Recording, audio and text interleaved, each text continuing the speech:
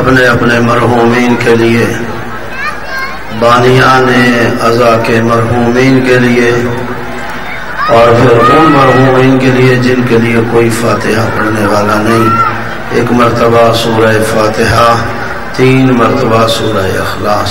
بسم اللہ الرحمن الرحیم، الحمدللہ رب العالمین، الرحمن الرحیم، مالک یوم الدین، ایاک نعبد و ایاک نستعین، اهدنا الصراط المستقیم، صراط الذین انعمت علیہم غیر المغضوب علیہم ولا الضالین۔ بسم اللہ الرحمن الرحیم، قل هو اللہ احد اللہ الصمد لم یلد ولم یولد ولم یکن له کفوا احد۔ بسم اللہ الرحمن الرحیم، قل هو اللہ احد اللہ الصمد لم یلد ولم یولد ولم یکن له کفوا احد۔ بسم اللہ الرحمن الرحیم، قل هو اللہ احد اللہ الصمد لم یلد ولم یولد ولم یکن له کفوا احد۔ اللهم صل على محمد وآل محمد۔ نعرہ تکبیر، نعرہ تکبیر، نعرہ رسالت، نعرہ رسالت، نعرہ حیدری، حیدری، نعرہ صلوات۔ اللهم صل على محمد وآل محمد۔ اپنی اس عبادت کی قبولیت کے لیے بلند آواز سے صلوات پڑھیے بے کہ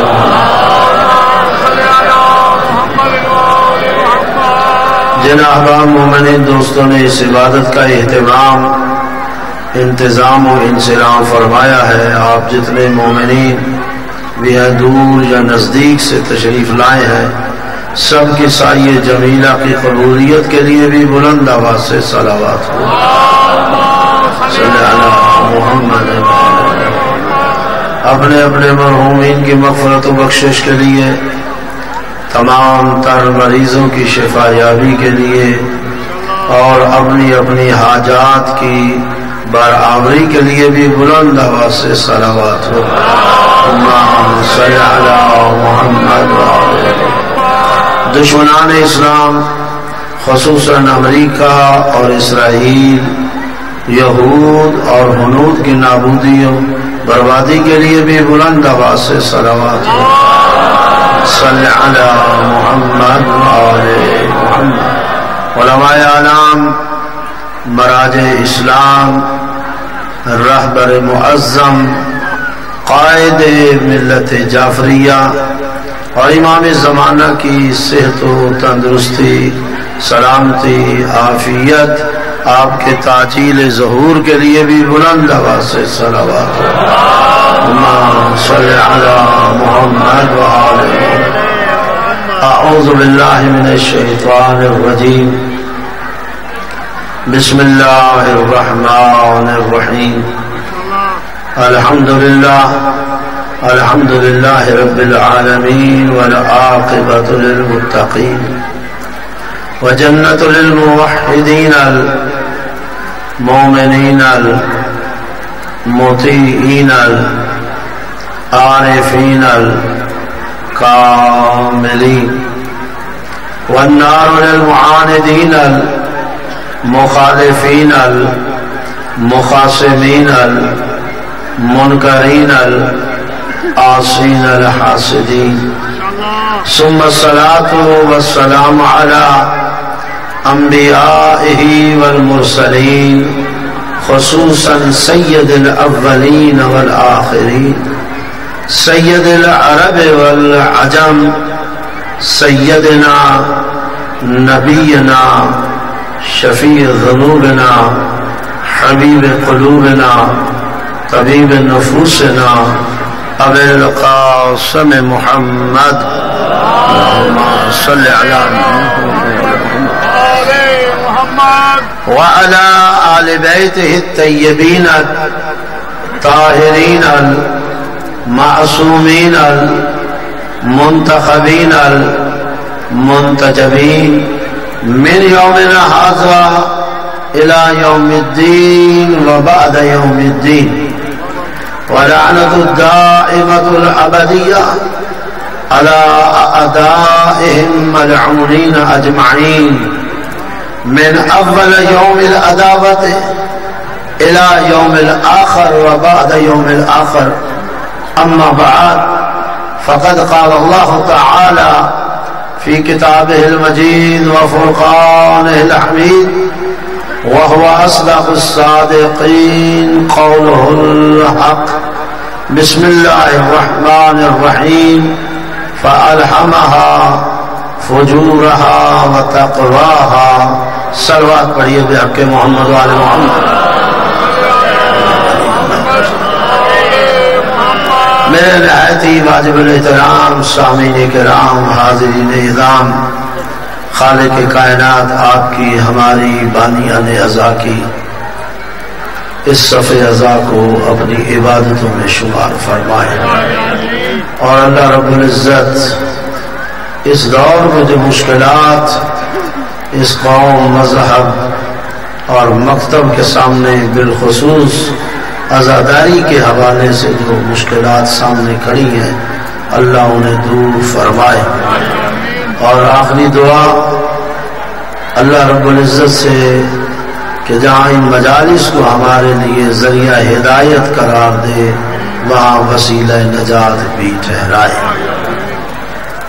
قرآن مجید فرقان حمید کا مختصر سا حصہ میں نے آپ کے سامنے آج کی مجلس کے حوالے سے تلاوت کیا ہے، اور مجھے امید ہے انشاءاللہ آپ ہمیشہ کی طرح محبت فرمائیں گے.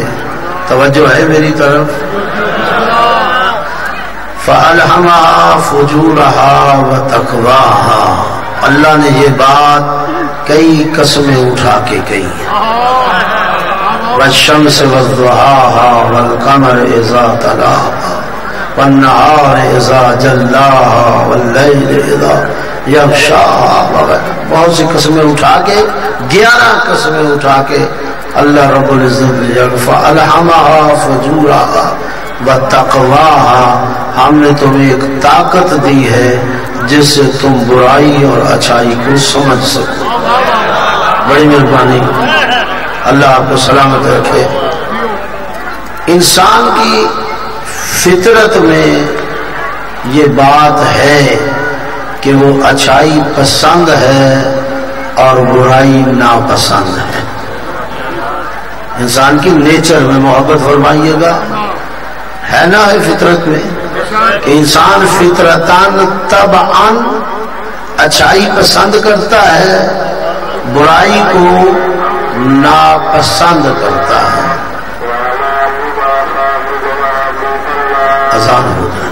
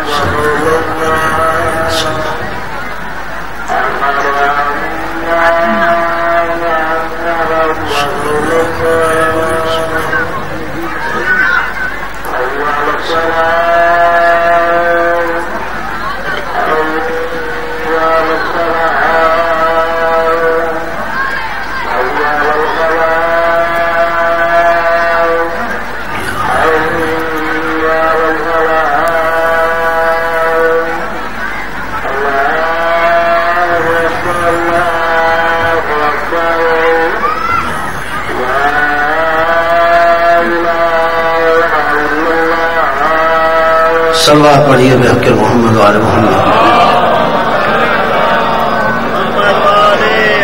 تو میں آپ کی خدمت میں عرض کر رہا تھا کہ انسان فطرت کے حوالے سے اچھائی کو پسند کرتا ہے اور برائی کو ناپسند کرتا ہے۔ کوئی چور بھی اپنے بیٹے کو چور بنانے کے لیے تیار نہیں، ایسے ہے یا نہیں ہے؟ شراب میں دھت رہنے والا اپنی اولاد کو شرابی بنانے کے لیے تیار نہیں۔ کیوں نہیں؟ کیونکہ فطرت کے حوالے سے وہ برائی کو ناپسند کرتا ہے، اس کی بھی خواہش ہے میری اولاد اچھائی کی طرف جائے۔ یہ فطرت کیا ہے؟ اسے عقل بھی کہا جاتا ہے۔ توجہ رہے، بڑی کچھ گزارشات میں نے آپ کی خدمت پیش کر دیا، اگر مقدمہ سمجھ میں آ گیا۔ فطرت یعنی عقل بہت سی چیزوں کی قاضی ہے، بہت سے فیصلے آپ فطرت سے لے سکتے ہیں اور لیتے ہیں۔ آپ کی عقل بہت سے فیصلے کرتی ہے اگر عقل سلیم ہو۔ بڑی محبت فرمائیے گا، اللہ آپ کو سلامت رکھے، اللہ سلامت رکھے۔ اگر عقل سلیم ہو تو پھر اس کا فیصلہ غلط نہیں ہو سکتا، وہ آپ کی نشاندہی آپ کو کرے گی، آپ کی رہنمائی کرے گی۔ اسی لیے عقل کو حجت باطنی کہا جاتا ہے۔ حجت کی دو قسمیں ہیں، ایک حجت ظاہری ہے اور ایک حجت باطنی ہے۔ حجت ظاہری کیا ہے؟ نبی ہے۔ حجت ظاہری کیا ہے؟ رسول ہے۔ حجت ظاہری کیا ہے؟ ائمہ علیہ السلام ہے۔ حجت ظاہری کیا ہے؟ قرآن ہے۔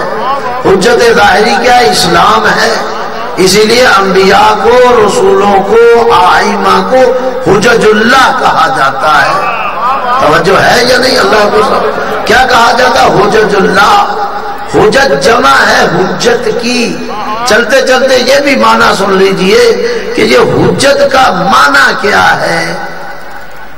ہم اکثر سنتے رہتے اردو زبان میں، پنجابی میں بھی، حتیٰ کہ سرائکی میں بھی یہ لفظ استعمال ہوتا ہے کہ بھئی میری تجھ پر حجت ہے، میں تم پر حجت قائم کروں گا۔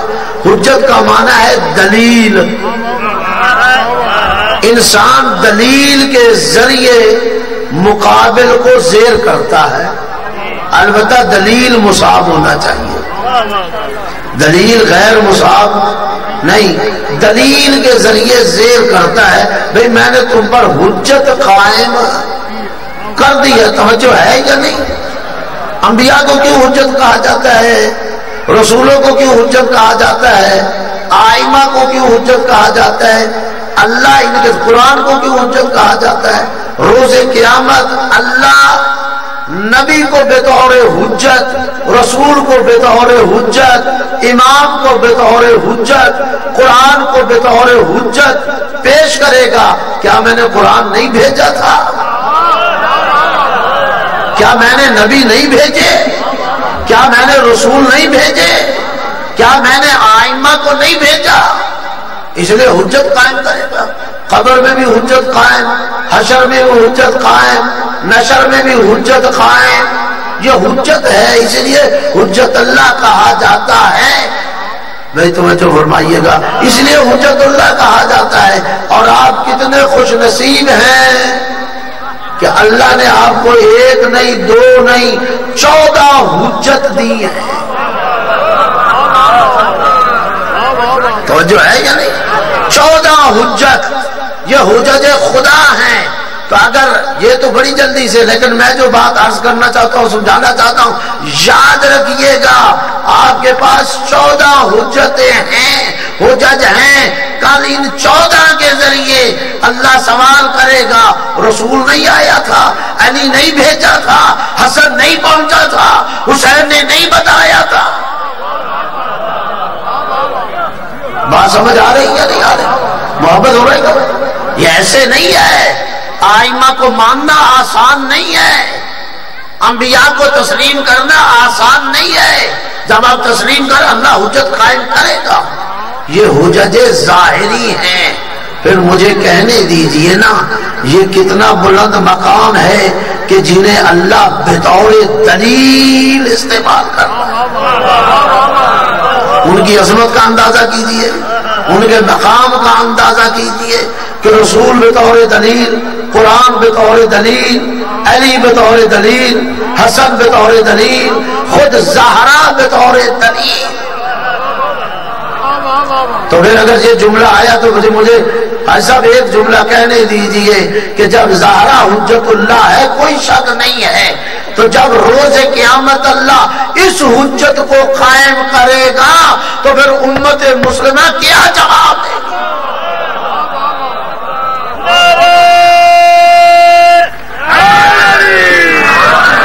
بڑی مہربانی کہ آپ محبت فرما رہے ہیں۔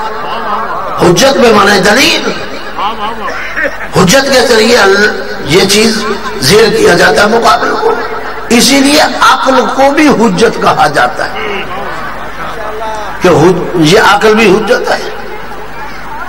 حجت باطنی، ایک شخص ہے، محبت فرمائیے، ایک شخص ہے اس کے پاس نبی نہیں پہنچا، رسول نہیں آیا، امام نہیں پہنچا، قرآن نہیں آیا، احکام اسلام اس تک نہیں پہنچے، مر گیا، چلا گیا دنیا سے، مجھے بتائیے جنت میں جائے گا یا جہنم میں؟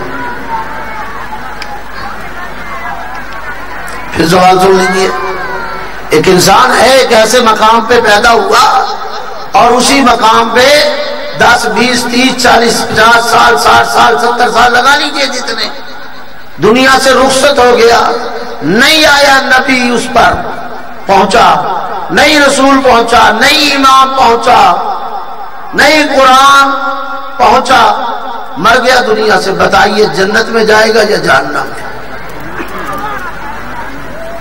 جی فرمائیے، وہ ایک دوستی بھول رہے، کیونکہ وہاں تو 2 مقام ہے، یا جنت یا جہنم، تیسری تو جگہ نہیں ہے کہ کوئی کہے کہ میں جنت اور جہنم سے باہر ہی بیٹھ جاؤں گا، نہیں جاؤں گا جنت، نہیں جاؤں گا جہنم، نہیں ہے، ایسی بات تو نہیں ہے، 2 جگہوں میں سے ایک جگہ جانا ہے، بتائیے اس نے کہاں جانا ہے؟ میں بات کو سمجھانا چاہتا ہوں، جی بولے، جی کہاں جائے گا؟ باہر بیٹھا رہے گا؟ جی علامہ صاحب علی والے تے جنت جاسی دوے تے نہ جاسی، نعرہ حیدری۔ میرا سوال ہی نہیں سمجھے، علی حجت ہے، علی امام ہے، کوئی حجت ظاہری اس تک نہیں پہنچی، قرآن نہیں پہنچا میرے محترم، نبی نہیں پہنچا، رسول نہیں پہنچا، امام نہیں پہنچا، ذرا غور کیجئے گا، اس انداز سے بھی تقریر سنیے اور گفتگو، نہیں پہنچا، گیا ہے مر، کہاں جائے گا؟ جنت میں یا جہنم میں؟ کہاں جائے گا؟ بعض آپ کہہ رہے ہیں جنت میں، ظاہر ہے جہنم میں تو کسی نے نہیں بولنا، توجہ ہے؟ یاد رکھیے، محبت فرمائیے، میں بڑی تیزی سے، چونکہ 1 گھنٹہ مجھے میرے پاس ہے اور اسی میں میں نے بہت سی باتیں کرنی، تھوڑی نہیں، اگر آپ میرے ساتھ چلیں۔ یاد رکھیے، جنت میں جانے کے لیے بھی معیار ہے، جہنم میں جانے کے لیے بھی معیار ہے، نہ اللہ کسی کو ایسے ہی جنت میں بھیجتا ہے اور نہ ہی کسی کو ویسے ہی جہنم میں بھیجتا ہے۔ اللہ عادل ہے، میں کسی اور مسلک سے سوال نہیں کر رہا، ذرا غور کیجئے گا، میں کسی اور مکتب والوں سے سوال نہیں کر رہا، میں کسی اور مذہب والوں سے سوال نہیں کر رہا، مکتب تشیع والوں سے سوال کر رہا ہوں، جن کا ترہ امتیاز ہے کہ وہ اللہ کو عادل مانتے ہیں۔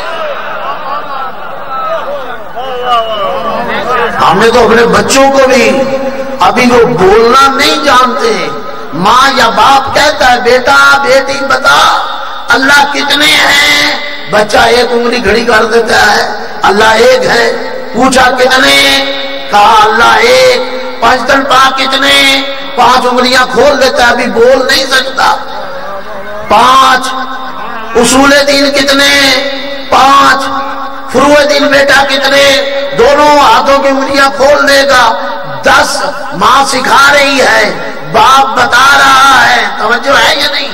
تو یہ جو 5 اصول دین آپ نے بتائے، توحید کے بعد کس شے کو آپ نے ذکر کیا؟ بڑی مہربانی میرے ساتھ سفر کیجیے تھوڑی دیر، انشاءاللہ لطف بھی آئے گا۔ دوسری چیز جو ہم نے بطور اصول دین میں بطور اصل ذکر کی ہے وہ کیا ہے؟ عدل ہے۔ یہ شیعت کا طور امتیاز ہے۔ شیعت کو جو باقی مذاہب سے منفرد کرنے والی چیزیں ہیں، چند چیزیں ممتاز کرنے والی جو چند چیزیں ہیں، ان میں سے ایک صفت عدل ہے۔ صفت ہے عدل، یہ اللہ کی صفت ہے۔ چلو چلتے چلتے یہ بھی بات کر دی جائے، ہم نے بچپن میں ہی بچے کو جہاں اللہ کی صفات بتائیں، ساتھ بریکٹ میں ایک جملہ بھی سمجھا دیا، بیٹا اللہ کی صفات غیر از ذات نہیں۔ توجہ ہے یا نہیں؟ اللہ کو سلامت، اللہ کی صفات غیر از ذات نہیں۔ اس کا معنی کیا ہے؟ جتنی بھی اللہ کی صفات ہیں وہ اس کی ذات ہی کا حصہ ہے۔ میری طرح آپ کی طرح اللہ کی صفات نہیں کہ کل میں ان پڑھ تھا آج پڑھا لکھا ہو گیا، کل جاہل تھا آج عالم ہو گیا، ایسا نہیں ہے۔ اللہ کی صفات اس کی عین ذات ہے۔ اچھا کتنی صفات ہے؟ کتنی صفات ہے اللہ کی؟ آپ نے صفات ثبوتیہ پڑھی، کتنی صفات ہے اللہ کی؟ بولتے جائے، مجھے تو عادت ہے تھوڑا سا بلانے کی، مجمع بولے سوال کا میں بھی کروں۔ کتنی صفات ہے اللہ کی؟ جی اللہ کی صفات 8 ہیں۔ صفات ثبوتیہ کا یاد کر لی، صفات اللہ کی کتنی ہیں؟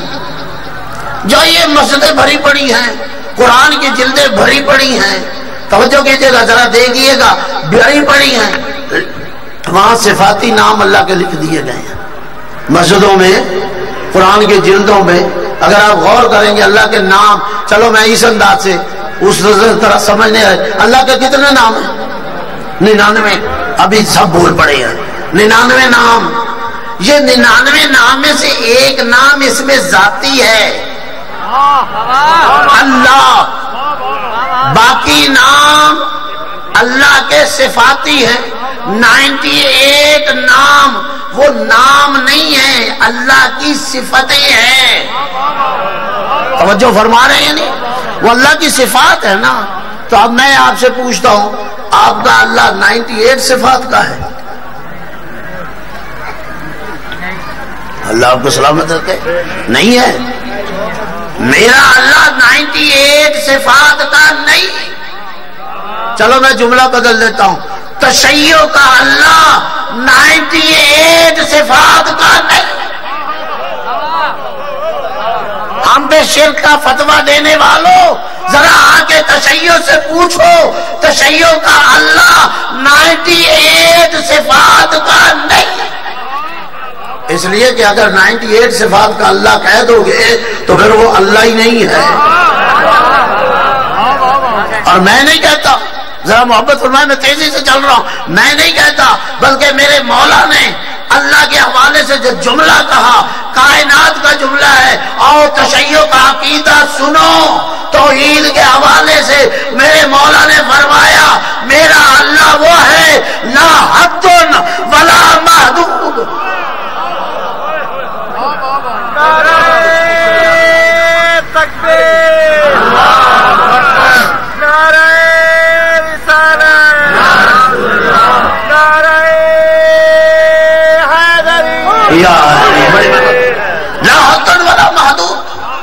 میرا اللہ وہ ہے جس کی حد نہیں ہے، جسے محدود نہیں کیا جا سکتا، اس کی حد بندی نہیں ہو سکتی۔ آپ ذمہ دار لوگ ہیں، آپ اس علاقے میں رہتے، آپ سے بہتر کون سمجھ سکتا ہے جس کی حد بندی ہو جائے؟ یعنی اس کا مطلب میں چاہتا ہوں جی میں اپنے رقبے کی حد بندی کروانے جا رہا ہوں، کیا مطلب ہے؟ میرا رقبہ اس حد بندی کے اندر ہے، اس حد بندی سے باہر نہیں. تو اللہ کو اگر 98 صفات کا اللہ بنا دو گے تو اس کا مطلب یہ ہے 98 سے ایک صفت بھی زیادہ نہیں ہو سکتی. جس کا یہ عقیدہ ہے اس کا عقیدہ توحید کامل نہیں. بڑی مہربانی. اس کا عقیدہ توحید کامل نہیں ہے. یہ تشیع کا عقیدہ ہے. لا حد ولا محدود. وہ اللہ ہی نہیں ہے جسے محدود کر دیا جائے. وہ اللہ ہی نہیں ہے جس کی حد بندی کر دی جائے. میرا اللہ 98 صفات کا نہیں. ایک دعا میں میرا امام سجاد 1000 نام صفاتی اللہ کے لے کے یہ کہتا ہوا دنیا کو بتا رہا ہے میرا اللہ اس سے بھی زیادہ ہے.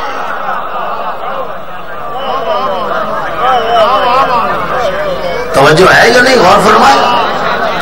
اچھا یہ جتنی بھی صفات ہیں اب تو ہم گن ہی نہیں سکتے. ظاہر ہے یہ ذہن میں رکھیے یہ عقیدہ توحید اللہ ہی ہے جس کا یہ خاصہ ہے کہ لا حد ولا محدود. اللہ کے علاوہ جو بھی ہے وہ حد بھی رکھتا ہے وہ محدود بھی ہے. نہیں آپ سمجھے نہیں. ما سوا اللہ اگر آپ کسی کے لیے یہ عقیدہ رکھیں گے اللہ کے لیے تکفیر اشارہ خیرت بندہ را اشارہ کافی اوکلا کے لیے اشارہ ہی کافی ہے. ما سوا اللہ اگر کسی کے لیے یہ آپ عقیدہ رکھ لیں کسی کے لیے بھی کہ حد نہیں ہے محدود نہیں ہے یہی تو شرک ہے.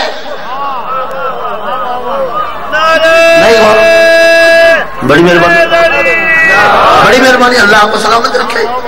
لا حد ولا محدود یہ خاصہ فقط اللہ کا ہے. ما سوا اللہ اور اللہ کی یہ صفات ذاتی ہیں. ما سوا اللہ اگر کسی کے ہاں صفات آپ دیکھتے ہو وہ اس کی ذاتی نہیں ہیں. یہ بھی سمجھئے یہ تشیع ہے. تشیع عام مذہب نہیں ہے.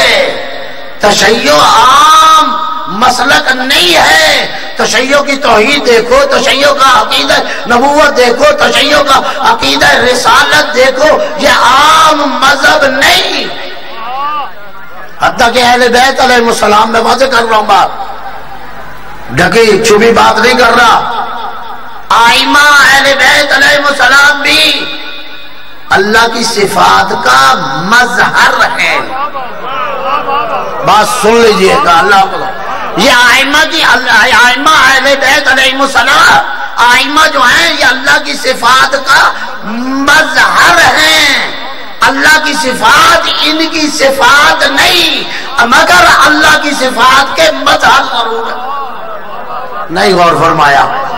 کائنات میں آ کے مجھے دکھاؤ تو صحیح کوئی اللہ کی صفات کا مظہر ہو. لا کے پیش تو کرو. یہ اللہ کی صفات کا مظہر ہے. مظہر نہ یہ کہ ان کی صفات یہ ذاتی ہے نہیں. ہمارے لیے کسبی ہیں اللہ کے لیے ذاتی ہیں. توجہ ہے یعنی غور فرما رہے. چلو میں واپس آ جاتا ہوں بات زیادہ دور نہ چلی جائے. ان صفات میں سے ایک صفت آپ اٹھا کے لے آئے. کہاں؟ اصول دین کی ایک اصل قرار دے دیا.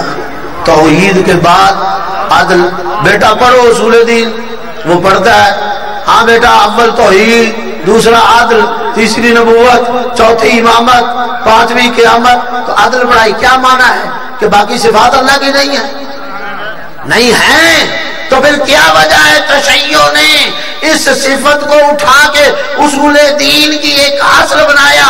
یہ یاد رکھیے گا اس گفتگو کے آخر میں یہ لازمی نقطہ آپ کے ذہن میں رہا تو بات حل ہوگی اور لطف بھی آئے گا. اس صفت کو سامنے لائے کیوں؟ کیونکہ لباس اسلام میں ایک نعرہ لگایا جا رہا تھا کچھ کو چھپانے کے لیے.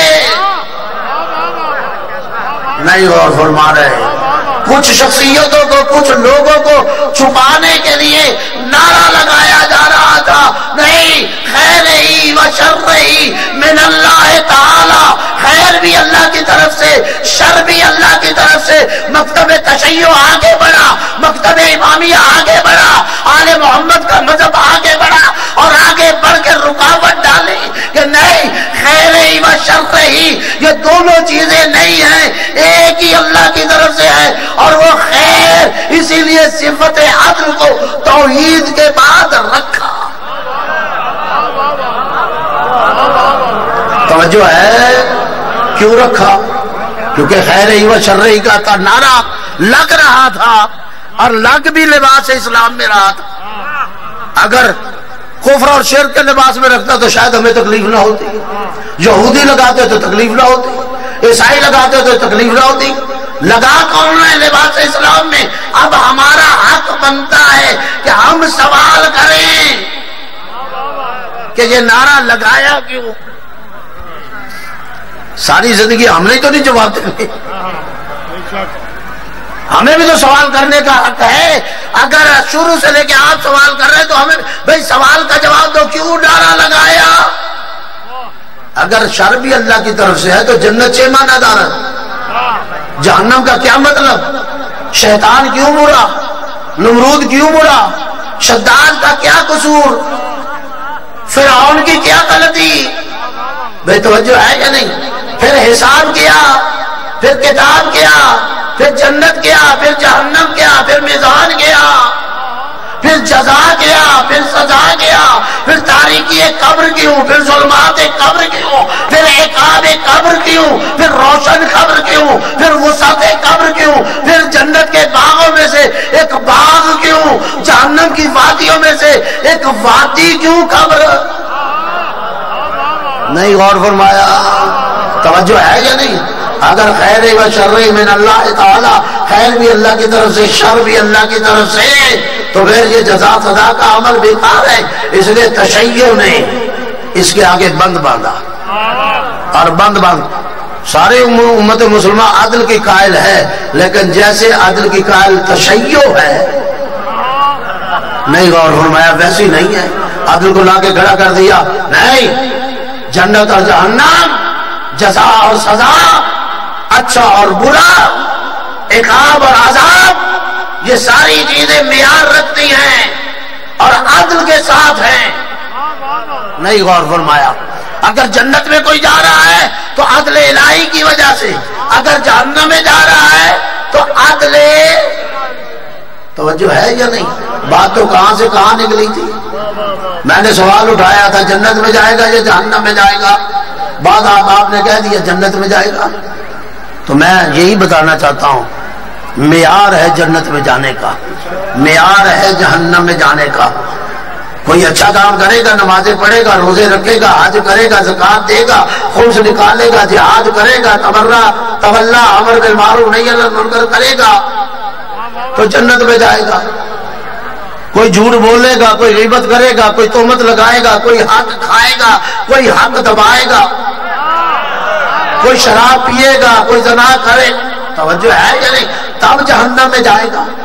نہ ایسے ہی اللہ جنت میں بھیجتا ہے، نہ ایسے ہی اللہ جہنم میں بھیجتا ہے۔ بھئی اگر اسے کہہ دیا جائے کہ جنت میں چلا جائے گا، جس کے پاس کوئی حجت ظاہری نہیں پہنچی، بات میری یاد میں رہے، جس کے پاس حجت ظاہری نہیں پہنچی، تو پھر اس بیچارے کا کیا قصور ہے جو ساری زندگی نمازیں پڑھتا رہا، روزے رکھتا رہا، حج کرتا رہا، زکات دیتا رہا، جہاد کرتا رہا، تولا امر بالمعروف نہی عن المنکر انجام دیتا رہا، وہ تو اتنا کچھ کر کے جنت میں چلا جائے، اور یہ بیچارہ ایسے ہی جنت میں جا رہا ہے، یہ صاحب ایسے ہی جنت میں جا رہے ہیں۔ بھئی کیا بات ہے؟ نہیں، ایسے نہیں جا سکتے۔ اگر وہ اتنا کچھ کر کے جنت میں جائے گا تو کوئی ایسے ہی جنت میں نہیں جا سکتا، اور وہ جو جہنم میں اتنے کام کر کے جا رہا ہے اور اسے ایسے ہی جہنم میں بھیج دیا جائے، یاد لے لائیے۔ نہیں، سنیے، محبت فرمائیے، ایسا شخص جو مر گیا وہ جنت اور جہنم میں ایسے نہیں جائے گا، اس سے قبر میں کچھ سوال ہوں گے۔ ہاں اس سے نماز کا سوال نہیں ہوگا، ہاں اس سے روزے کا سوال نہیں ہوگا، ہاں اس سے حج کا سوال نہیں ہوگا، زکوٰۃ اور جہاد کا سوال نہیں ہوگا، لیکن اصول عقائد کے سوال ہوں گے۔ اللہ کے بارے میں ہوگا سوال، توحید کے بارے میں ہوگا سوال، نبوت کے بارے میں ہوگا سوال، رسالت کے بارے میں ہوگا سوال، امامت کے بارے میں سوال ہوگا۔ اگر ان سوالوں میں ہو گیا پاس تو جائے گا جنت، اگر ہو گیا فیل تو جائے گا جہنم۔ یہ کون؟ جی کون؟ جس کے پاس ظاہری حجت۔ اچھا اس سے جو سوال ہوگا اصول عقائد کا کس بنیاد پر ہوگا؟ اس کی بنیاد عقل ہے، اسی لیے اسے حجت باطنی کہا جاتا ہے۔ اس عقل کے ذریعے سوال ہوگا کہ اللہ نے کہا ہے، اللہ کہے گا، حجت قائم کرے گا، ٹھیک ہے میرا نبی نہیں آیا، ٹھیک ہے میرا رسول نہیں آیا، ٹھیک ہے میرا قرآن نہیں آیا، ٹھیک ہے میرا امام نہیں آیا، ظاہری حجت نہیں آئی، حجت باطنی تو میں نے دی تھی۔ فَأَلْهَمَهَا فُجُورَهَا وَتَقْوَاهَا، میں نے یہ تو بتایا تھا کہ میں نے طاقت دی ہے، جو قاضی ہے، جو قضاوت کر سکے گی، اچھائی اور برائی کو بتا سکے گی۔ عقل کے ذریعے بتا اللہ ہے، ایمان رکھتا ہے یا نہیں؟ توجہ ہے یا نہیں؟ سوال ہوگا۔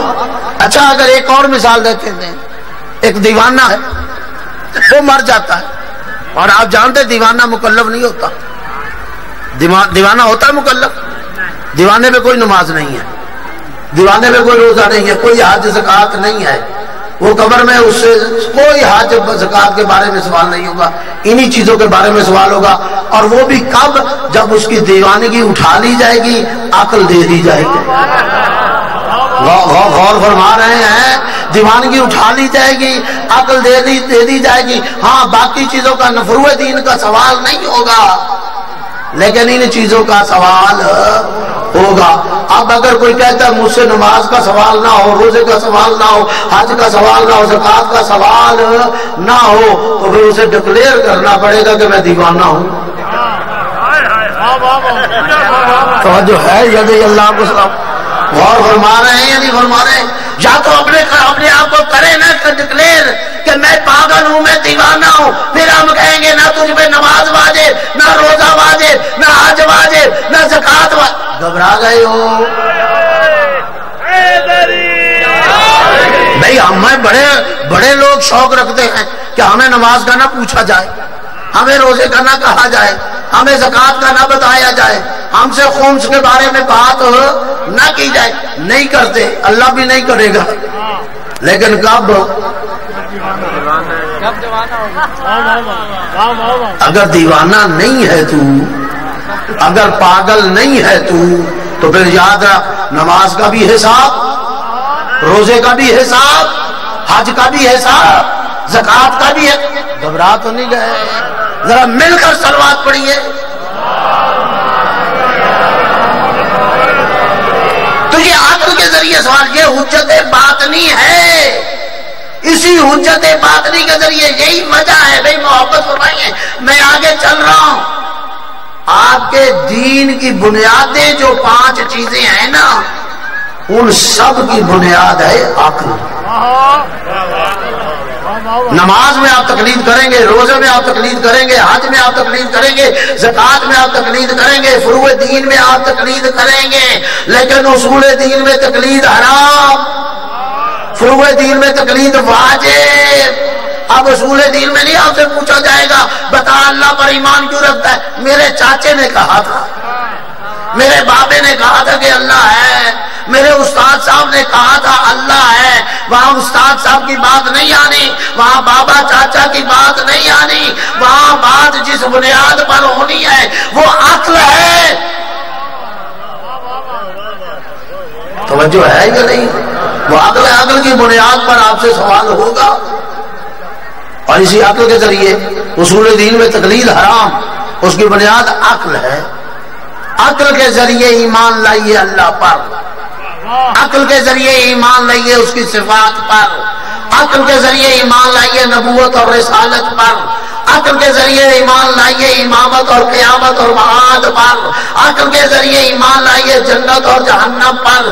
اگر یہ فیصلے لوگے عقل سے تو عقل تمہیں بتائے گی نبی کی ضرورت ہے، عقل تمہیں بتائے گی رسول کی ضرورت ہے، اور وہی عقل جو نبی اور رسول کی ضرورت بتائے گی وہی عقل بتائے گی امامت کی بھی ضرورت ہے۔ نہیں غور فرمایا، توجہ ہے؟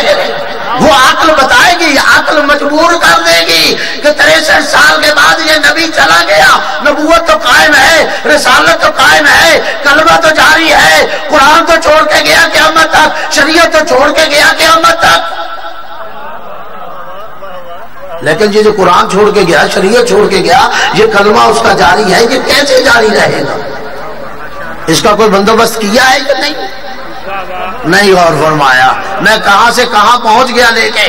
بھئی عقل مجبور کرتی، جس عقل نے توحید پر ایمان لانے پہ مجبور کیا، اگر کوئی اور دلیل نہ بھی ہو، جس عقل نے نبی پر ایمان لانے پہ مجبور کیا، رسالت پر ایمان لانے پہ مجبور کیا، اگر کوئی اور دلیل بھی نہ ہو، وہی عقل امامت پر بھی ایمان لانے پر مجبور کرے گی۔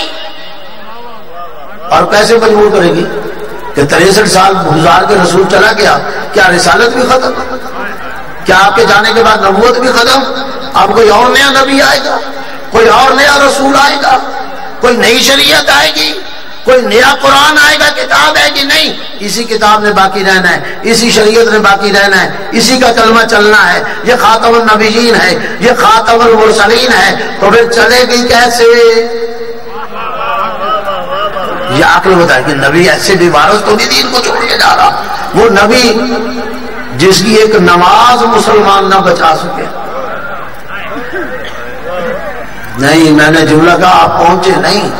25 سال بعد علی نے گھر سے نکل کر جب پہلی جماعت کرائی تو پڑھنے والوں نے پڑھ کے کہہ دیا آج ہم نے وہ نماز پڑھی ہے جو رسول پڑھایا کرتے۔ میں بات کہنا چاہتا ہوں، وہ نماز پڑھی ہے جو رسول پڑھایا کرتے۔ اس کا مطلب کون ہے؟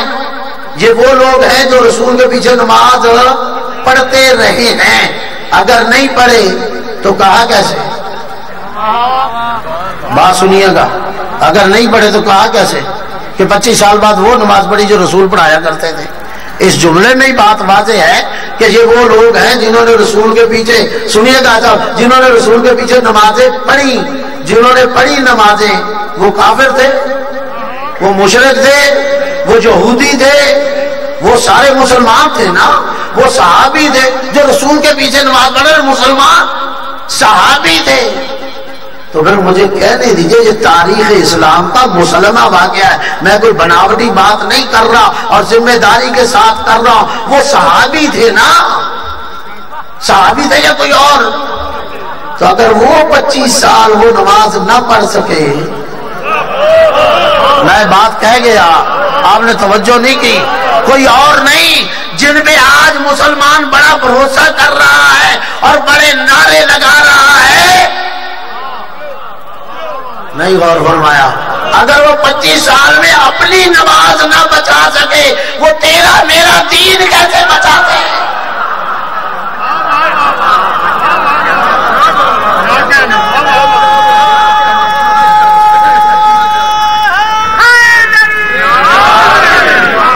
کوئی بات سمجھ آئی ہے یا نہیں؟ نماز تو خود دیکھیے، ٹھیک ہے مشکلات ہوں گی، کم از کم اپنی نماز تو میں نے پڑھنی ہے۔ تو 25 سال تک نماز پڑھتے رہے، نماز پڑھتے رہے، مگر وہ نہیں جو رسول پڑھایا کرتے تھے۔ نہیں غور نہیں کر رہے، نماز پڑھتے رہے مگر وہ نہیں جو رسول پڑھایا کرتے تھے۔ مسلمان لکھتے ہیں نماز پڑھتے رہے مگر وہ نہیں جو رسول پڑھایا کرتے تھے۔ تو پھر میں کہنا چاہتا ہوں وہ نماز کیسی تھی؟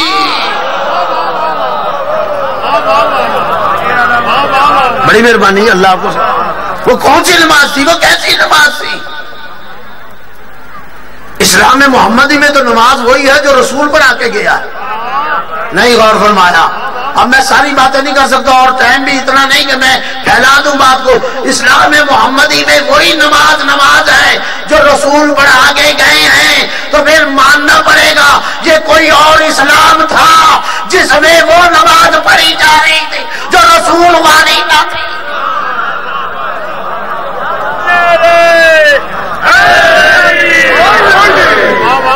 تو بات سمجھ آئی ہے یا نہیں؟ ماننا پڑے گا نا یہ کوئی اور اسلام تھا. اسلام محمدی میں تو یہ نماز نہیں ہے نا. ہم تو اس نماز کو نماز ہی کہنے کے لیے تیار نہیں جو رسول کی نماز نہ ہو. نہیں پتہ نہیں کہاں بیٹھے ہیں. ہم اس نماز کو نماز کہنے کے لیے تیار نہیں جو رسول کی نماز نہ ہو. تو جواب دو یہ 25 سال کون سی نماز پڑھتے رہے اور کون سے اسلام کی تھی؟ ماننا پڑے گا ابھی کفن میلا نہیں ہوا. 2 اسلام ہو گئے. ایک وہ اسلام تھا جس میں رسول کی نماز تھی. ایک وہ اسلام تھا نہیں غور فرمایا.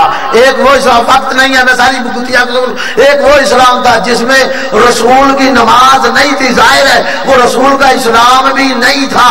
تو پھر ماننا پڑے گا آج وہ اسلام کا چہرہ واضح نہیں ہو گیا. آج ایک ٹولہ لے لے کے امیر المومنین کے نعرے خلیفۃ المسلمین کے نعرے کراچی سے لے کے خیبر تک لاہور تک کوئٹہ سے لے کے بلتستان تک ریلیاں اور جلوسیاں نکال کے خلیفۃ المسلمین امیر المومنین رحمت اللہ رضی اللہ کے نعرے لگا رہا. تو ماننا پڑے گا یہ اس اسلام محمدی کا خلیفہ نہیں. یہ اس اسلام محمدی کا جانشین نہیں. یہ اس اسلام محمدی کا وارث نہیں. یہ اور اسلام ہے جس میں وہ نمازیں نہیں تھی جو رسول والے تھی. اس اسلام میں ہوگا یزید امیر المومنین. اس اسلام میں ہوگا یزید رحمت اللہ. اس اسلام میں ہوگا یزید رضی اللہ.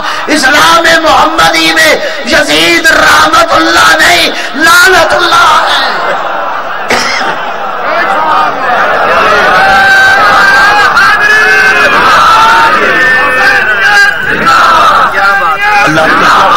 خدا قیامت بڑی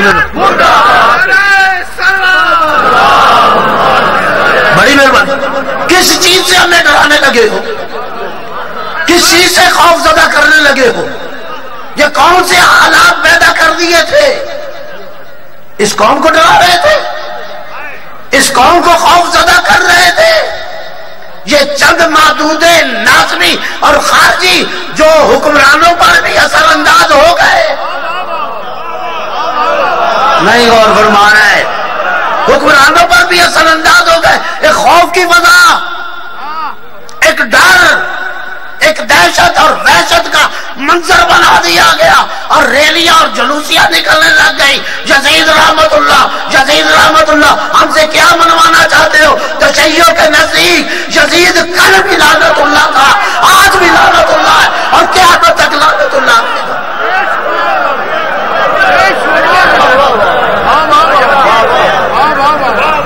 ہم سے ہمارا عقیدہ چھیننا چاہتے ہو, ہم سے ہمارا نظریہ چھیننا چاہتے ہو, ہم سے ہمارا اسلام چھیننا چاہتے ہو, ہم سے ہمارا دین چھیننا چاہتے ہو, ہم سے ہمارا مکتب چھیننا چاہتے ہو.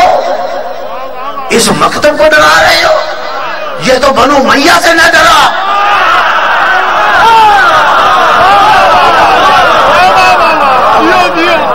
یہ بنو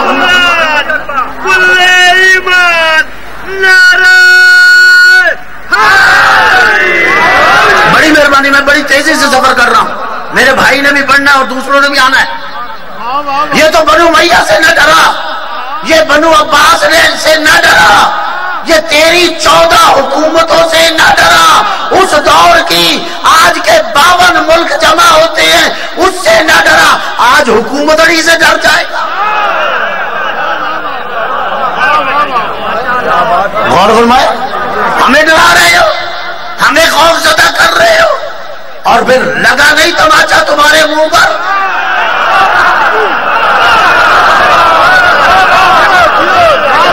اس ملت نے تمہارے منہ پر تھپڑ رسید نہیں کیا. یہ 40 میں جو تمہیں تھپڑ رسید ہوا ہے،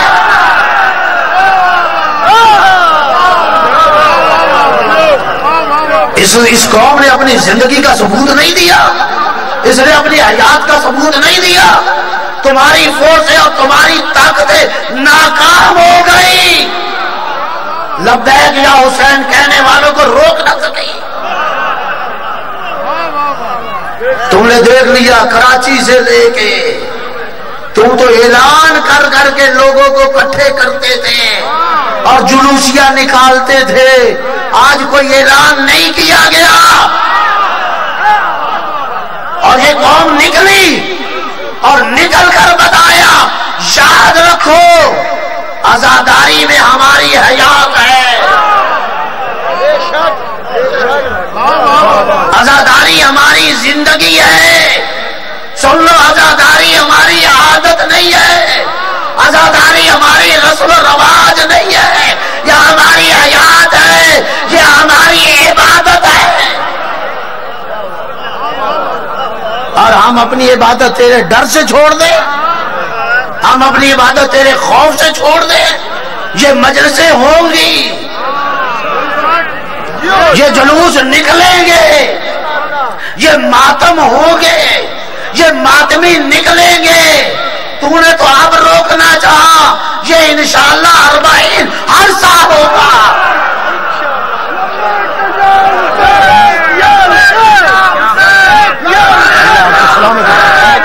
بہت مہربانی آپ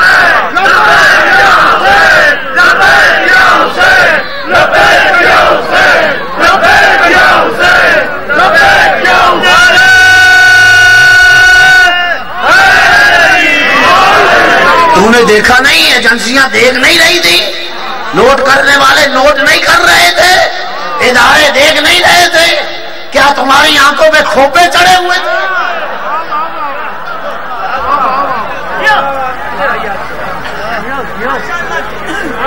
اس شہروں کے دن ہمارے گھروں کو تالے لگے ہوئے تھے، ہم نے سڑکیں اور میدان آباد کیے تھے، تو ہمارے امام بارگاہوں کو بند کر رہا تھا، ہم نے پورا ملک امام بارگاہ بنا دیا۔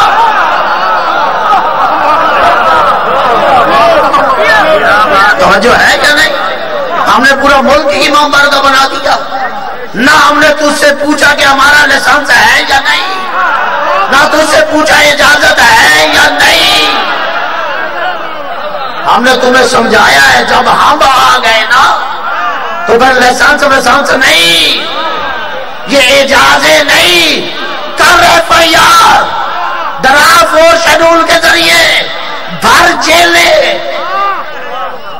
ابھی تو پرچے ہیں، تو اٹھا کے جیلوں میں کر دے، تیری جیلوں میں جگہ نہیں ہوگی۔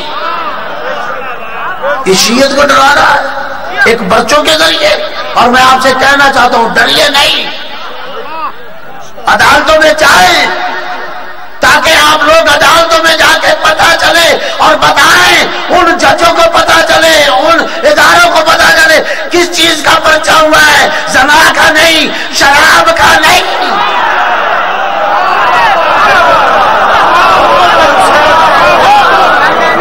توجہ ہے یا نہیں؟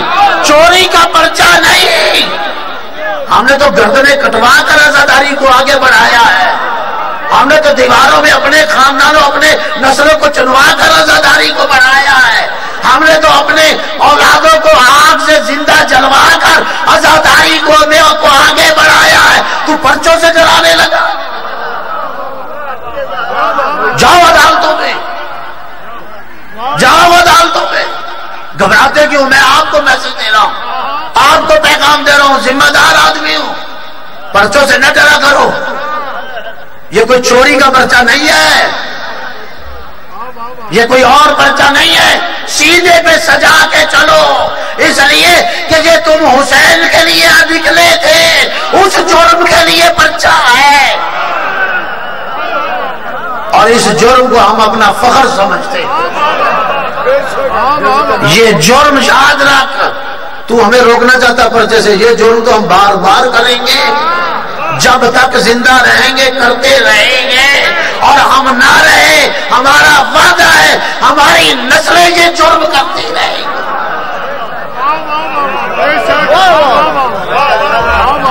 کس چیز کا ڈر ہم پر، کس چیز کا خوف ہمیں دلایا جا رہا ہے؟ ہم اس ملک کو بنانے والے، ہمارا کردار ہے اس ملک میں. ہمیں کہتے ہیں اس ملک سے نکل جاؤ، ہم نے تو تمہیں نہیں کہا کبھی نکلو.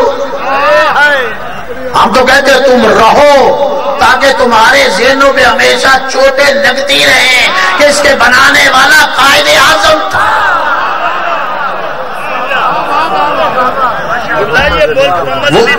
وہی میں قائد اعظم کی بات کر رہا ہوں جسے تم نے کافر اعظم کہا تھا یا نہیں کہا تھا؟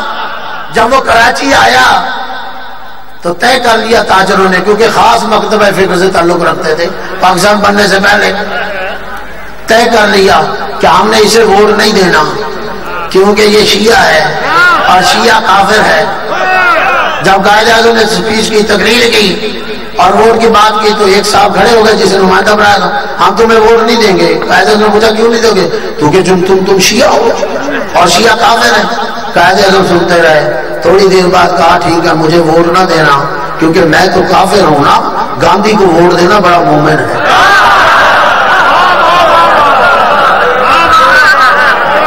اور جو ہے انشاءاللہ تم اگر ہمیں کافر کہو گے تو تم اسی اسلام میں جاؤ گے جس اسلام میں رسول کی نمازیں نہیں.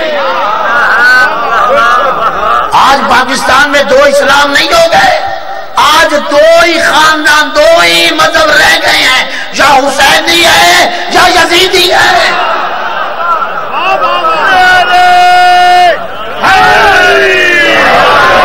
اور نقاب الٹ کے نہیں رکھ دیا، بڑے بڑے پارسوں کے نقاب الٹ گئے، نہیں غور فرما رہے.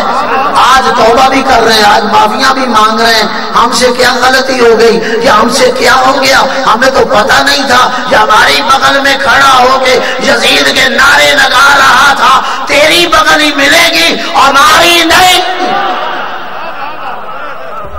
توجہ ہے یا نہیں ہماری؟ میں نے تو کہا، ہم نے بعض میٹنگوں میں کہا کہ تمہاری بہت سے الحمدللہ دیوبند کے علماء نے، بہت سے الحمدللہ بریلوی علماء نے، بہت سے الحمدللہ اہل حدیث علماء نے اس بات کی نفی کی اور وہ شرمندہ ہیں کہ ہمیں تو بے وقوف بنا دیا گیا اور یزید کے نعرے لگنے لگ گئے، ہمیں بے وقوف بنا دیا. میں نے کہا یہ تمہاری کمزوری کی وجہ سے ہوا، تمہاری کمزوری کی وجہ سے ہوا ہے. کمزوری کی وجہ سے چند معدود لوگ، یاد رکھو تم اس شیعہ قوم کو زیر نہیں کر سکتے. ہم امن چاہتے ہیں، ہم محبت چاہتے ہیں، ہم پیار چاہتے ہیں، ہم اس ملک کی بقا چاہتے ہیں، ہم رواداری کے بھی قائل ہیں اور رواداری کی بنیاد پر تمہارے مقدسات کا احترام کرنے کے لیے تیار ہیں. لیکن اس کا یہ مطلب نہیں ہے اپنے مقدسات کے احترام کی تو ڈیمانڈ کر اور ہمارے مقدسات نہیں. غور فرمایا میں بات کر رہا ہوں اور میں بڑی تیزی سے چل رہا ہوں. ہمارے مقدسات، تیرے مقدسات کا تو احترام ہمارے مراجع نے فتویٰ دے دیا، ہماری قیادت نے حکم دے دیا، ہمارے علماء نے کہہ دیا اور ہمارے ذاکرین، واعظین، خطباء، علماء الحمدللہ مقدسات کے احترام کے لیے، رواداری کے لیے احترام ضرور کریں گے. ہم اپنے دوستوں کو کہتے ہیں، اپنے ذاکرین کو کہتے ہیں، اپنے ساتھی علماء کو کہتے ہیں، اپنے مومنین کو سمجھاتے ہیں، بانیان کو سمجھاتے ہیں، لیکن اس کا یہ مطلب نہیں ہے کہ تیرے مقدسات تو ہوں اور تو شیعہ کو کافر بھی کہتا رہے، شیعوں کو مشرک بھی کہتا رہے. تو پھر فیکٹریاں کرو بند. اگر چاہتے ہو اپنے مقدسات کا احترام تو پھر شیعوں میں کفر اور شرک کے فتوے بند کرو. اور ہم حکومت سے بھی، حکمرانوں سے بھی کہیں گے پھر کاٹو پرچے ان پر بھی. عجیب بات ہے، ادھر تھوڑی سی بات ہو جائے، اب میں پھیلانا نہیں، میں بہت مجھے احساس ہے، ادھر تھوڑی سی بھی بات ہو جائے فوراً پرچہ، ادھر ابو طالب پر حملہ ہو جائے کچھ نہیں.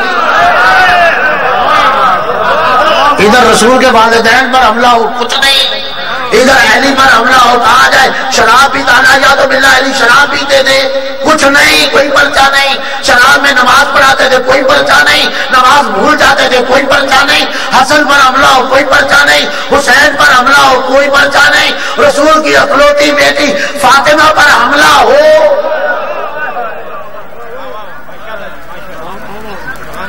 اگر مقدسات کی بات کرتے ہو، ہم سے طلب کرتے ہو، ڈیمانڈ ہے تمہاری، تو پھر ہماری بھی ڈیمانڈ ہے، اور ہم حکمرانوں کو بھی کہہ رہے ہیں، آنکھوں میں آنکھیں ڈال کے کہیں گے ہم سب کچھ کرنے کے لیے تیار ہیں رواداری کے طور پر، لیکن اپنا عقیدہ چھوڑنے کے لیے تیار نہیں، اپنا مذہب چھوڑنے کے لیے تیار نہیں، اور ایک انچ ہٹنے کے لیے تیار نہیں۔ ہمارا مذہب تو وہ ہے، توجہ ہے یا نہیں؟ ہمارا مذہب ہم پہ کفر و شرک کے فتوے، ہمارا مذہب تو وہ ہے جو اذان میں بھی واضح ہے، ہمارا مذہب وہ ہے جو کلمے میں بھی واضح ہے، ہمارا عقیدہ کلمے میں موجود ہے، ہمارا عقیدہ اذان میں بھی موجود ہے، ہم اذان میں بھی کہتے ہیں اشہد ان لا الہ الا اللہ، ہم اذان میں بھی کہتے ہیں اشہد ان محمد رسول اللہ، ہم اذان میں بھی کہتے ہیں اشہد ان علی ولی اللہ، ہم کلمے میں بھی پڑھتے ہیں لا الہ الا اللہ محمد رسول اللہ۔ کیا جو لا الہ الا اللہ کہے وہ مشرک ہے؟ جو محمد رسول اللہ کہے وہ کافر ہے؟ نہیں نہیں، یہ کچھ اور کہتے ہیں، یہ تو علی کو کچھ کہہ دیتے ہیں۔ او بھائی کیا کہتے ہیں؟ ہمارا کلمہ پر ہم علی کو کیا کہتے ہیں؟ لا الہ الا اللہ محمد رسول اللہ۔ اور تیسرا حصہ جو ہمارا ہے، علی کو کیا کہتے ہیں؟ سن، علی ولی اللہ۔ کیا کہتے ہیں علی کو؟ علی ولی اللہ وصی رسول اللہ وخلیفتہ بلا فخر۔ ہم نے یہ جو کرتے ہیں ہمارے یہ پرچہ جو نہیں کرتے، یہ ہمارے معصومین کی توہین کرتے ہیں، یہ بھی تو اٹھانا چاہیے نا مسئلہ۔ میں تو اٹھا رہا ہوں، یہی تو اٹھا رہا ہوں، توجہ ہے یا نہیں؟ ہم تو اٹھا رہے ہیں، میرے بھائی کہہ رہے ہیں اس مسئلے کو اٹھانا چاہیے، ان پہ پرچہ اور ہمارے اوپر پرچہ نہیں، تو پتہ چلا ہمارے اوپر چرچا۔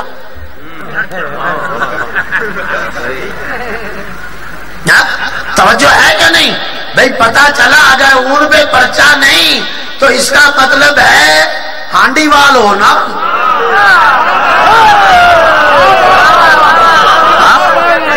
جوٹی وال ہونا، ہانڈی وال ہونا، تو رہو ہانڈی وال، رہو جوٹی وال۔ ہمارا مذہب واضح ہے، میں کہہ رہا تھا، میں جلدی نکل رہا ہوں، مجھے آپ کا بھی احساس ہے۔ ہم کیا لا الہ الا اللہ کہہ کے ہم نے شرک کو دور کیا، محمد رسول اللہ کہہ کے ہم نے کفر کو دور کیا، اور ہمیں پتہ ہے تکلیف ہمارے لا الہ الا اللہ پر نہیں ہے، تکلیف ہمارے محمد رسول اللہ پر نہیں ہے۔ ہم بھی جانتے ہیں تکلیف کہاں ہے، ہمارے علی ولی اللہ پر۔ جہاں تکلیف ہے ہم سمجھتے ہیں، تکلیف کا علی ولی اللہ پر، وصی رسول اللہ پر، خلیفتہ بلا فصل۔ سن، یہ ہمارا عقیدہ ہے، ہم علی کو اللہ کا ولی مانتے تھے، مانتے ہیں، مانتے رہیں گے۔ وصی رسول اللہ ہمارا عقیدہ تھا، ہے اور رہے گا، خلیفتوں بلا فصل۔ ہم پہلے بھی مانتے تھے، اب بھی مانتے ہیں، اور قیامت تک مانتے رہے۔ ہمیں معلوم ہے تکلیف تمہیں کہاں ہے، یہ ہمارا عقیدہ۔ ہم علی کو خلیفہ بلا فصل مانتے ہیں، ہم رسول اور علی کے درمیان کوئی فاصلہ نہیں۔ ہم نے کبھی تمہیں کہا ہے کہ تو علی کو چھوڑ کر فلاں کو کیوں مان رہا؟ جب ہمیں تکلیف نہیں تو ہمارے علی کے ماننے پر تمہیں تکلیف کیوں ہے؟ بات کوئی سمجھ آئی ہے یا نہیں؟ ہم نے تمہیں کہا ہے ماں کیوں مان رہا ہے فلاں کو؟ ہماری طرف سے جس کو چاہے مان، اور ماننے کا نتیجہ ہے آج یزید کو بھی مان۔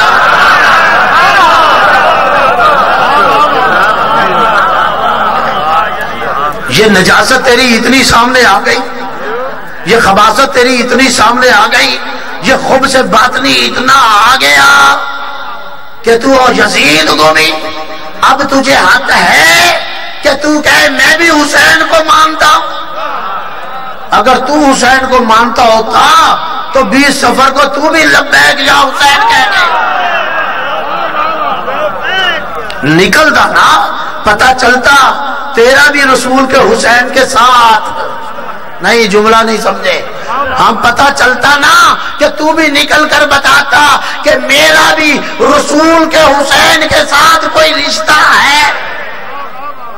ہاں میں کہہ سکتا ہوں رسول کا حسین کے ساتھ تو رشتہ ہے مگر یزید کے ساتھ کوئی نہیں. تو اگر یزید کے پیچھے کھڑا ہے تو بتا کس کے پیچھے کھڑا ہے؟ رسول کے پیچھے. توجہ ہے یا نہیں؟ اس قوم کو جھکاؤ گے؟ اس قوم کو میں بس ختم کرتا ہوں بات کو، بہت زیادہ میں نے ٹائم لے لیا. باتیں اگرچہ ابھی بڑی ہیں لیکن میں بار بار کہہ رہا ہوں ہم 1 انچ ہٹنے کے لیے تیار نہیں. ہم نے علی کو اللہ نہیں کہا، ولی اللہ کہا. ہم نے علی کو رسول نہیں کہا، وسیع رسول کہا. نہیں غور فرمایا، ہم نے علی کو اللہ نہیں کہا، ولی اللہ کہا. علی کو رسول نہیں کہا، وسیع رسول کہا. ہاں خلیفہ بلا فصل ضرور کہا. نہیں غور فرمایا، خلیفہ بلا فصل ضرور کہا، چونکہ یہ خلیفہ بلا فصلی کی تو بات تھی. یہ علی کا ہی تو بغض تھا کہ حسین سے بھی بیعت طلب کیے جانے لگے.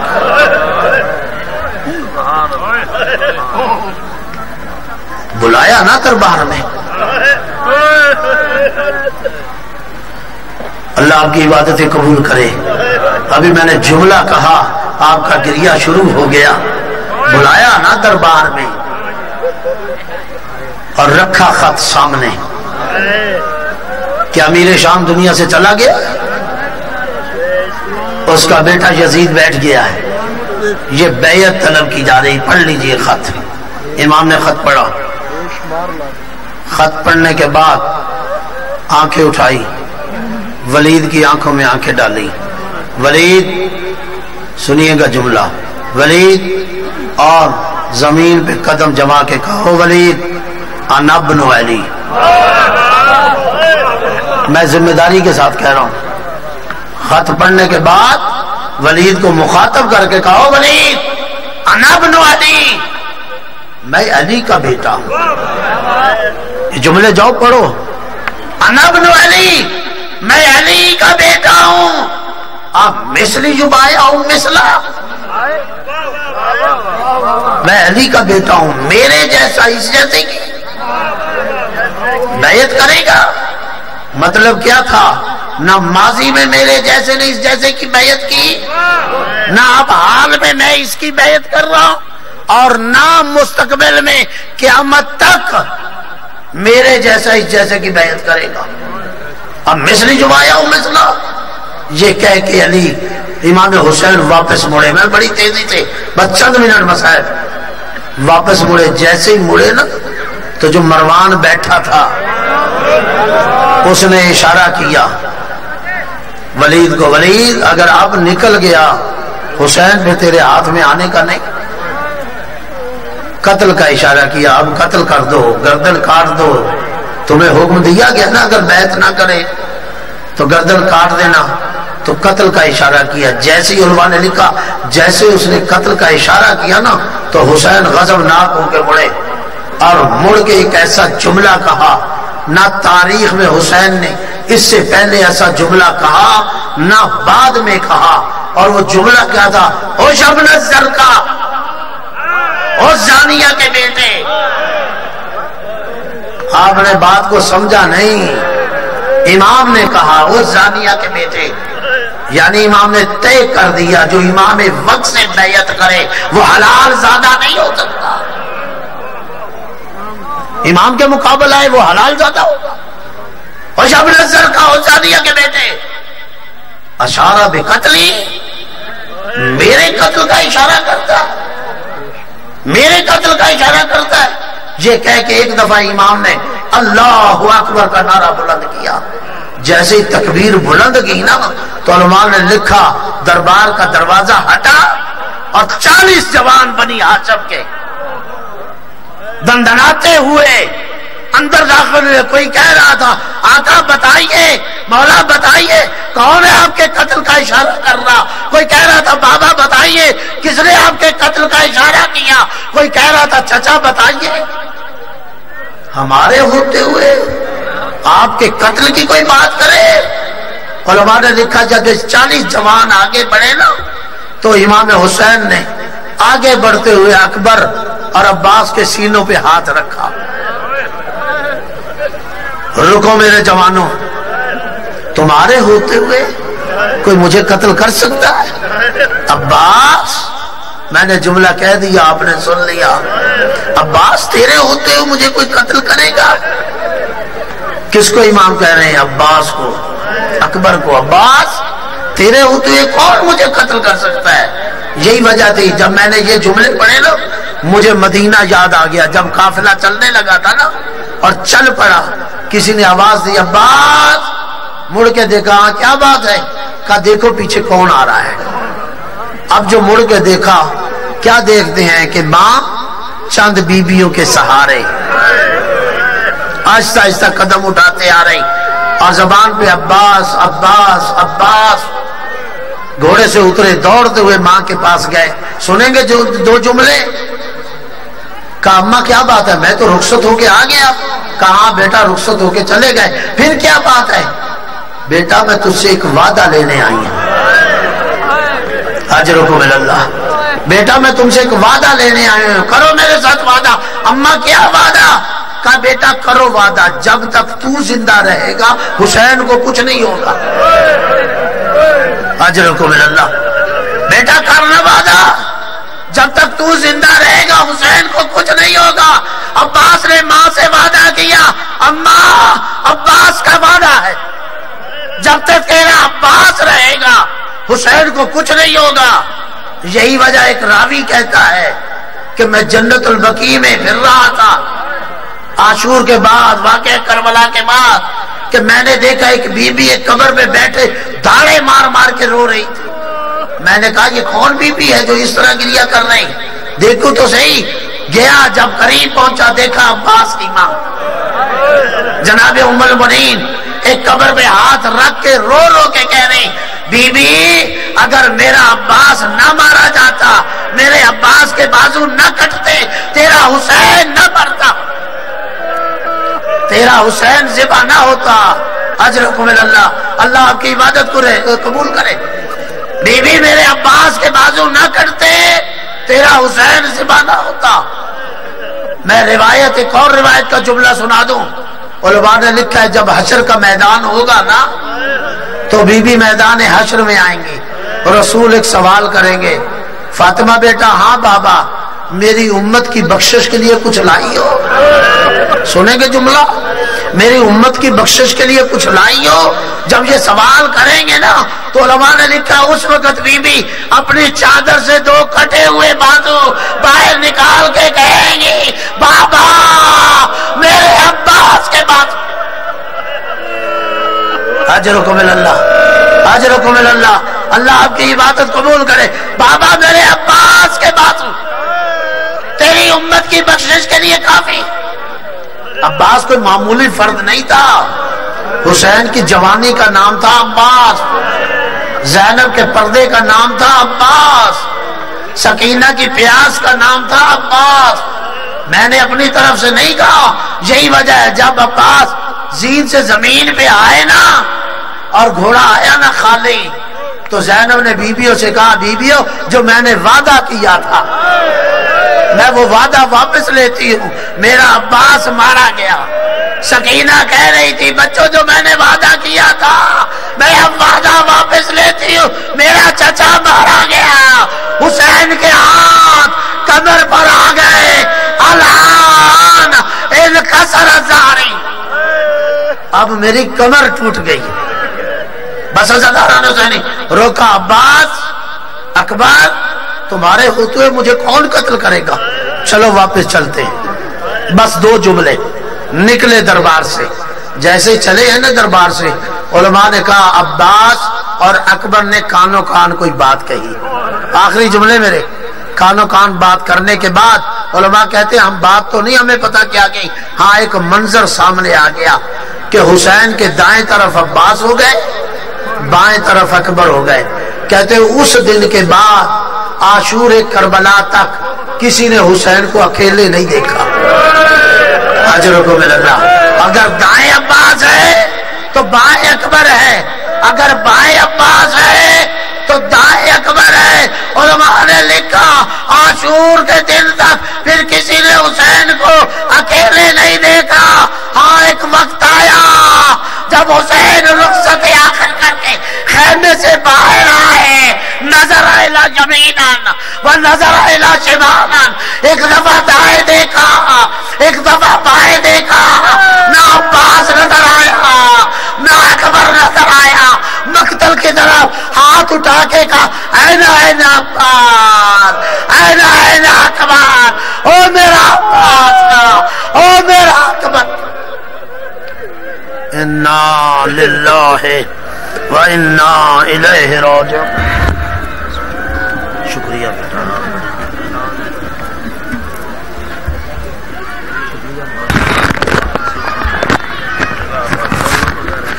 سامعین محترم